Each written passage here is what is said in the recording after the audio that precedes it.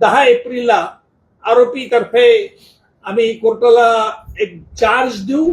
आम्ही न्यायालयात विशद केली आणि तसंच न्यायालयाला स्पष्ट केलं की प्रत्येक घटनेच्या तारखेविषयी आमचा जो पुरावा आहे, यातील संघटित गुन्हेगारी ही कशी फोफावली गेली आणि यातला म्होरक्या जो गँग लीडर सुदर्शन गुले आहे, हा मुख्य आरोपी जो वाल्मिक कराड याच्या म्हणण्यानुसार कसा वागत होता, हे देखील आज न्यायालयात आम्ही स्पष्ट केलेलं आहे.